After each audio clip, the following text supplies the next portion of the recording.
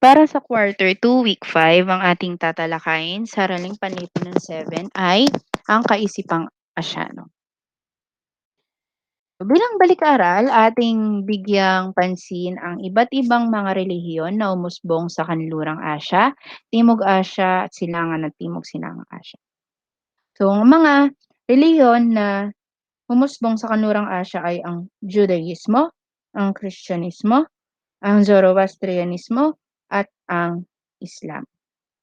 Ito ay ang mga simbolo ng Judaism. Judaismo. Ito ang Star of David. Sa Kristyanismo naman ay the cross. Sa Zoroastrianismo ay Faravahar. At sa Islam ay Star and Crescent. So, kung maaalala ninyo, ang Judaismo ay tungkol sa pag-aaral sa tinatawag natin na Tanakh o mas kilala sa mga lumang tipan sa Biblia. So, ang focus nila ay ang mga aral na makikita sa lumang tipan simula Genesis hanggang Malakay.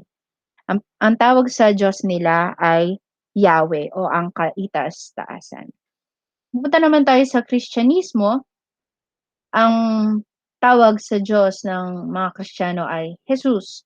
Ang sinusunod nilang mga aral ay sa Biblia, Luma at Bagong Tipan. Para Bahar, Zoroastrianismo, ang kanilang Diyos ay si Ahura Mazda at ang kanilang propeta ay si Zoroaster. Ang pinakaturo ng Zoroastrianism ay ang 3G na good deeds, good action, and good works. Sa Star and Crescent, ang tawag sa Diyos ng mga Muslim ay Allah. Ang kanilang banal na aklat ay Quran. Punta naman tayo sa Timog Asya. Ang mga relihiyon na umusbong sa Timog Asya ay ang Hinduismo, Budismo, Jainismo, at Sikhismo. Ang Hinduismo, ito ay ang relihiyon na naniniwala sa isang Diyos na may tatlong muka. Ito ay si Brahman, si Vishnu, at si Shiva. Sa Budismo naman, ito ay ang relihiyon na naniniwala sa lahat ng meditations at pag-aaral ni Siddhartha Gautama Buddha. Sa Jainismo naman, ang pinaka inaaral dito ay ang 5 panata. Ito ay tungkol sa walang karahasan, karalataan, kaberhenan, o ang pagiging simpleng tagasunod ng Jainismo. Ang tawag sa mga tao naniniwala sa Jainismo ay Jain or Jain. Dumako naman tayo sa Sikhismo. Ang tawag sa mga naniniwala sa Sikhismo ay Sikh or Sikh. Naniniwala sila sa pagsusuot ng 5Ks. Ibig sabihin, ito yung may mahabang buhok, meron itong tsera o nilalagay na parang wooden comb, meron silang espada, sila ay naka-baggy shorts at meron silang bracelet na natalakay natin nung huli nating discussion. So ito ay ang simbolismo ng Hinduism o Daaw. Yan. So sa Dharma wheel naman, ito ay ang simbolismo ng Budismo or naniniwala sila sa 8 folds. Tamang daan. So dahil 8 yan, dahil naniniwala sila sa 8-fold path. Kanda, ito naman ay sa Sikhism.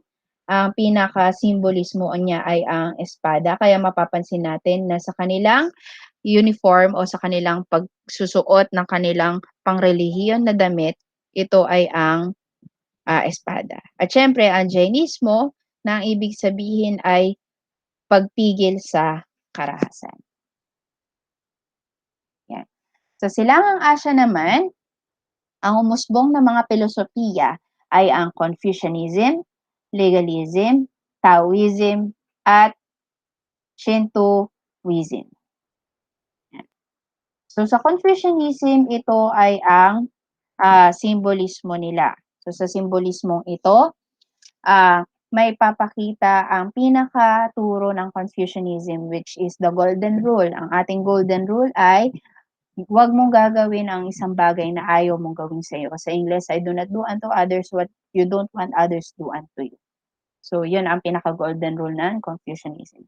Sa Taoism, naniniwala sila sa tamang daan. 'Pag sinabing Tao, ito ay daan, hindi ito tungkol sa tao, kundi sa daan. At kung mapapansin niyo sa simbolismo, ito yung tinatawag na yin yang. Ibig sabihin, merong kasamaan at kabutihan. Sa lahat ng kabutihan, merong kasamaan, at sa lahat ng kasamaan ay merong kabutihan. Sa legalismo, kung mapapansin niyo, ito ay simbolismo ng batas. Ibig sabihin, ito ay ang paniniwala ng mga Chinese at mga naniniwala sa legalismo na ang nagbibigay ng kaayusan sa buong daigdig ay batas. At syempre, ang Shintoismo, ito ay relihiyon na umusbong sa Japan at ang pinaka ah, binibigyang pansin dito ay ang pagkakaroon ng mga Diyos-Diyosan na nakabase sa kalikasan. Ngayon,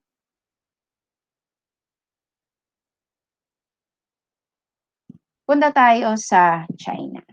So, dahil nasa punta tayo ng Asia, ang China sa tradisyonal na pananaw, naniniwala sila na ang China ay nasa kalagitnaan ng daigdig. Ibig sabihin sila lang ang nangingibabaw, sila lang ang may karapatan, sila lang ang may kapangyarihan at sila ang sentro ng daigdig. Kaya nga tinawag nila ang China na Zhongguo o gitnang kaharian.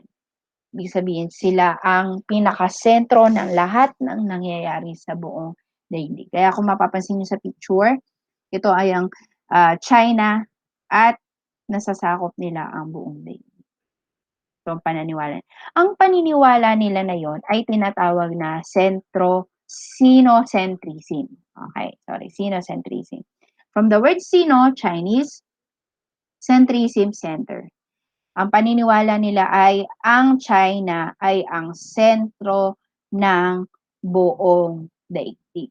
Naniniwala sila na ang kanilang pinuno o ang kanilang emperor o emperador ay galing sa langit, anak ng hari. Ibig sabihin, lahat ng mga nagiging pinuno nila ay mandate of heaven, dinikta ng langit. Kaya every time na nagkakaroon ng disaster o kaya calamity o kaya naman ay kahit anong nangyayaring pangkalikasan na hindi nila kontrolado, ibig sabihin naniniwala sila na ang pinuno nila ay hindi ang tamang pinuno. At kapag ang China naman ay nakakaranas ng kasaganaan, maraming magagandang nangyayari, marami silang kapangyarihan at nasasakop ng mga lugar, na nasa kanilang isipan na ang kanilang pinuno ay mandated of heaven. Ibig sabihin, itinakda ng langit.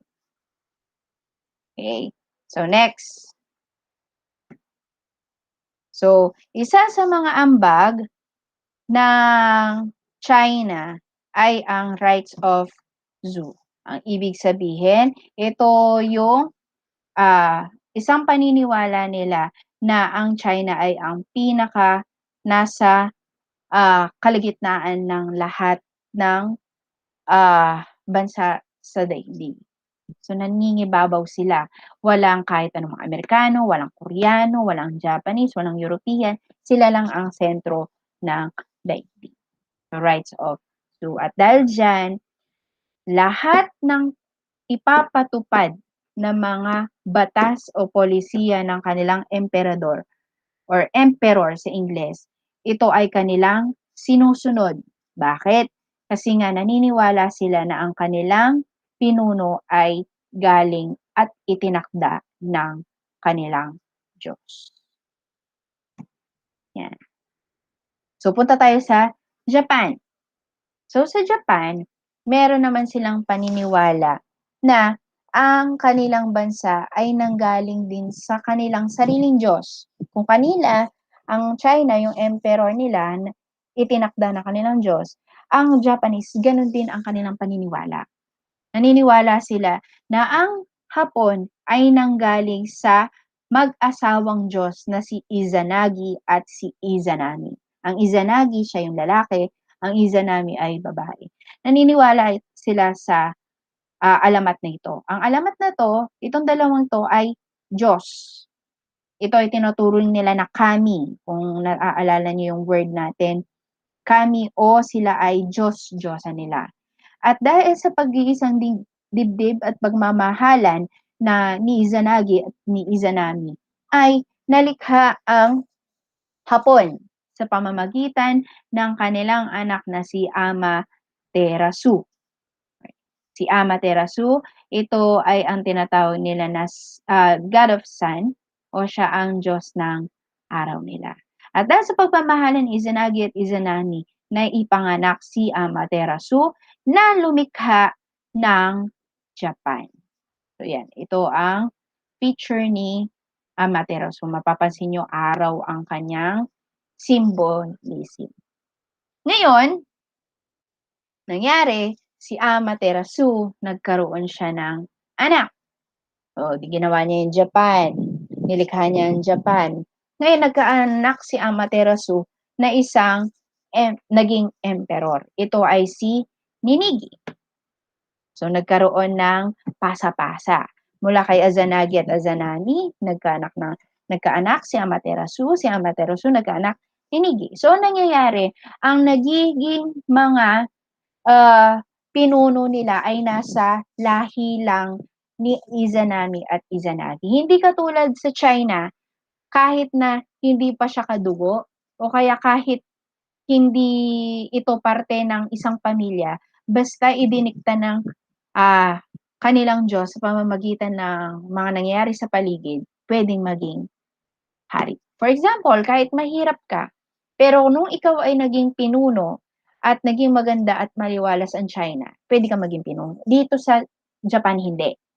Basta nanggagaling sa lahi ni Izanami at Izanagi, Amaterasu, at ngayon anak ni Ninigi. Ngayon, nung nagkaroon ng anak si Ninigi na isang emperor, ito naman ay si Jimmu Tenno. Naniniwala sila na si Jimmu Tenno na kauna-unahang emperador sa Hapon ay nanggaling sa lahi ni Ninigi. Kaya ang nangyari, hindi ito tungkol sa itinakda ng Diyos, kundi ito naman ay tungkol sa pamilya o pinanggalingan ng emperador nila. Okay, so yan. Punta tayo sa Korea. So, ganun ang proseso sa China at sa Hapon. Dito naman sa Korea, ang Korea ay kilala bilang Land of the Morning Calm. Ibig sabihin, mapayapa, naman hindi kakakitaan ng kahit anumang bahid ng kalungkutan. Dahil unang-una, isa yan sa nagiging magandang scenery pag sumisikat ang araw. Dahil nga malapit ang Korea sa Japan. So makikita natin ang pagsikat ng araw dyan. Okay. So, naniniwala ang mga nasa Korea o mga Koreano na ang nagtatag at pinanggalingan ng Korea ay kay Tangon Wangyu. So, ito ang kanyang clip art, si Tangon Wangyu. Sa iba, or isa-search man sa Google, Dangon ang nakalagay sa kanyang pangalan. So, ano nangyari sa Korea? Okay. So, si Tangon Wangyum, nanggaling daw siya sa Diyos ng Korea. Ang tawag sa mga Diyos-Diyosan ng Korea ay Wanin. Yan. So, katulad sa Japan, na pinanggalingan ng mga pinuno nila, naniniwala din ang Korea, mga Koreano, na ang kanilang pinuno na lumikha sa Korea na si Dangon ay anak ng Diyos nila na sa Wanin. Yan. So, naniniwala sila na ang mga Wanin o mga Diyos nila ay nakatira sa Mountain Tibet. Yan ang itsura ng Mountain Tibet ngayon. So, talagang literal na merong Mountain Tibet. At naniniwala sila na nakatira dito ang kanilang Diyos. At ang tawag nila sa Diyos na yun at Wanin.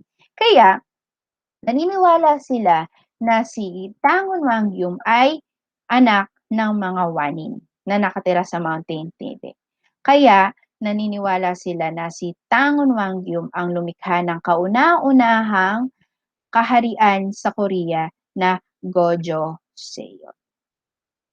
So, si Tangon Wangyum, ito ang kanyang pamilya at diyan na nagmula ang iba't ibang mga namuno sa Korea.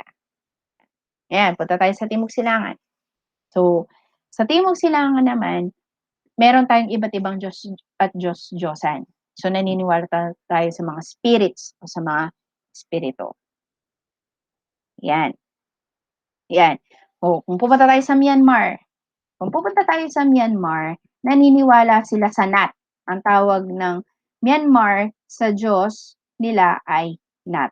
At ang mga Nat o ang Diyos nila ay pinaniniwalaan nilang nakatira sa Mount Popa.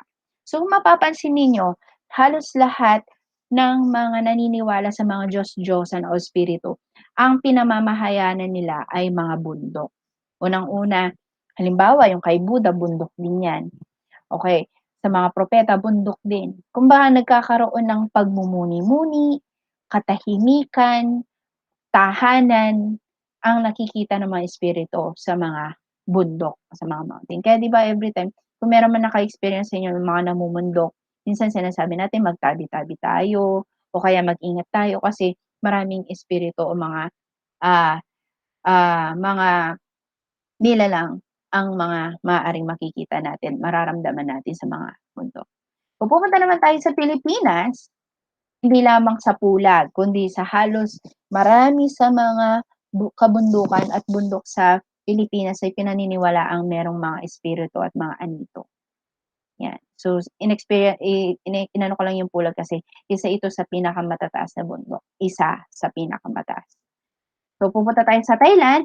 Ang tawag naman sa kanilang Diyos ay Phi. Kanina, Nat. Ngayon, Phi. At isa sa mga pinaniniwalaan nilang tirahan ng kanilang mga Phi ay sa Chiang Mai Mountain. Okay. Yan. So sa Cambodia naman, naniniwala naman din sila na ang kanilang mga Diyos ay makikita sa Banom. Yan. Ngayon, punta tayo sa India o sa Timog Asya. So naniniwala sila sa Devaraha. Pag sinabing Devaraha, from the word Deva, Diyos, at Raha ay hari. Kung pinagsama, naniniwala sila na ang kanilang pinuno o ang kanilang hari ay ang Diyos. Babaliktarin natin, naniniwala sila na ang Diyos nila ay ang kanilang hari. Kaya sobra ang kanilang pagbibigay respeto sa kanilang pinuno kasi itinuturing nila ang kanilang pinuno na Diyos. Ayan. So, magbabalik-aral muna tayo. Okay. So, bago natin tapusin ito, ang China, naniniwala sila na ang China ang pinakasentro ng daigdig. Kaya ito ay sinocentrism. Paano nila na nalalaman kung sino ang dapat maging pinuno? Nakadepende yan sa nangyayari sa kanilang paligid.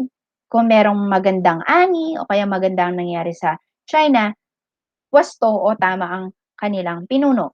Ngunit kapag nakakaranas ng kalamidad, nagkakaranas ng paghihirap, tagutom, ang China, naniniwala sila na ang kanilang Diyos ay hindi itinalaga ng langit. Pumunta tayo sa Japan, naniniwala naman sila na ang mga pinuno o namuno sa Japan at nagtalaga sa Japan ay nanggaling kay Izanami at Izanagi. Naging anak nila si Amaterasu, na God of the Sun. Si God of the Sun, Amaterasu ay nanganak na si Ninigi at hanggang sa dumating sa punto na ipananganak si Jimoteno na isang katangi-tanging emperador ng Japan. So nanggagaling lahat sa linya ng mga sa linya ni Izanagi at Izanami. Pupunta tayo sa Korea, naniniwala sila na nagmula si Tangon Wangyum sa Wanin. Ang Wanin ay ibig sabihin ay Diyos ng Korea. So naniniwala din sila na ang kanilang tagapagtatag at pinuno na si Tangon Wangyum ay nanggaling sa Diyos. Punta tayo sa Timog Silangan. So sa Timog Silangan, naniniwala sila sa mga espiritu at Diyos-Diyosan. At tumira sila sa iba't ibang parte ng mga kabundukan sa kanilang mga bansa. Katulad na lang sa Myanmar, tinatawag nilang Nat. Sa Pilipinas, tinatawag nating espiritu, kaya naman anito. Pupunta naman tayo sa Cambodia, tinatawag natin na Phi.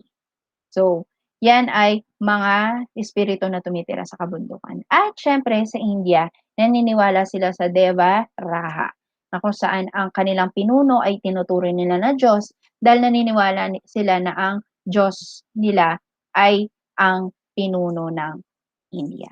So, vice versa. So, yan ang ating talakayan ngayon sa week 5. Check the Araling Panipunan page, reflection link, learning activity, lesson video, and assessment. Thank you, grade 7.